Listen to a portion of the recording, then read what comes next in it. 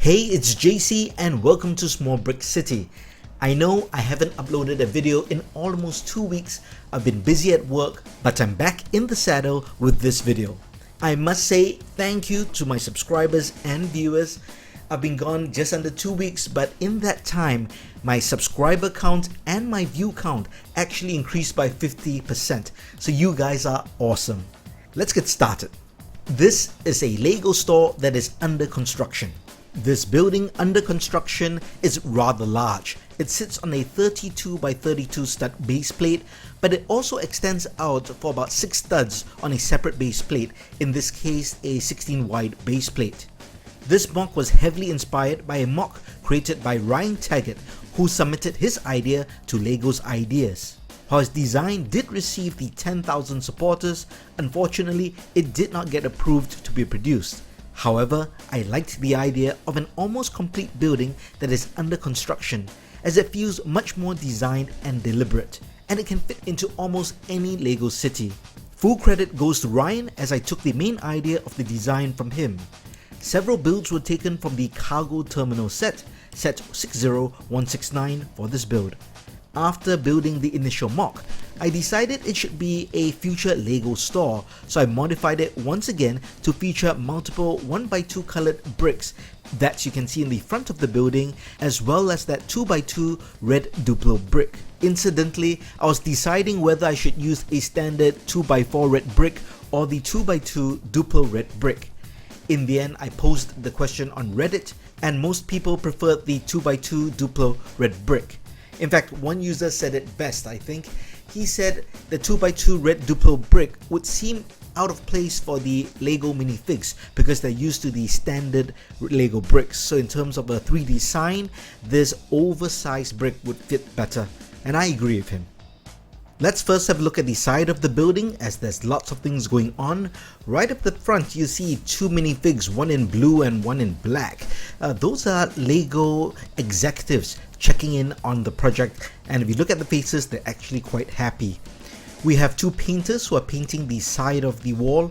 As you can see, I used some white brick layered into the actual building so that it looks like giving a whitewash coat to the side of the building. There's a forklift which is moving some supplies into a storage unit above the container office where the foreman is.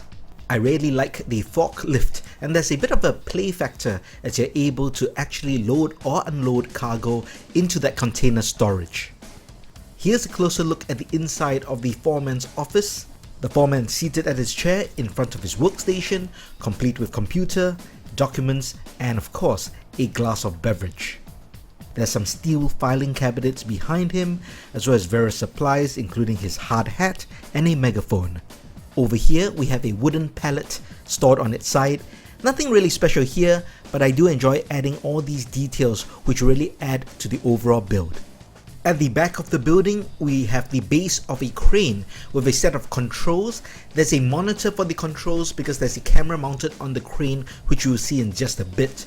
There's also a scaffolding for construction workers to do some work on the exterior of the building. As we move up, you can see both the structure of the crane as well as the scaffolding. And here's a clear look at the crane. It's a very simple construction, but it can rotate on its base, and there's a camera mounted at the front, and that's why there's a monitor at the base controls. And there we have a window frame hanging at the end of the chain of the crane. Let's have a look at the top of the building.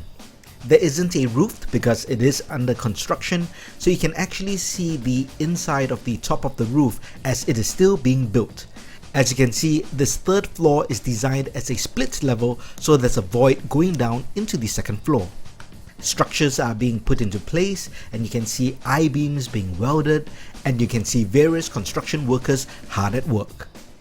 This third floor is removed as a section just by lifting up at the back of the level. Here's a closer look at the outside of the second floor. Lots of windows, Lego signage, and the dark masonry brick contrast greatly with the colored 1x2 bricks and the red Duplo brick. The inside of this floor is very detailed. It is kind of a workstation because there's a supervisor's work desk complete with blueprints, drawings on the desk and on the wall. There are tools and holders all around, and at the back end you can see a very large workstation or workbench. And this is mainly for woodwork, and you can see there's a construction worker currently cutting up some wood with the large miter saw at the center of the workbench. Part of my professional work is overseeing the construction of props, so I modeled this workbench after an actual workshop which I'm often at. The first floor is much simpler. There's really not much interior detail except the partitioning of the rooms for the staircase, as well as just simply storage for unused material such as bricks, which is being carted by a worker on a dolly. To be honest, after this video, I will be knocking this building down, and I'm actually going to create a completed Lego building, but that will be part of my small Bricktown project, so it would be really scaled down. But don't worry, I still have plans to create a separate construction site. Here's a look at the extra components which sit on the additional 6-stud space.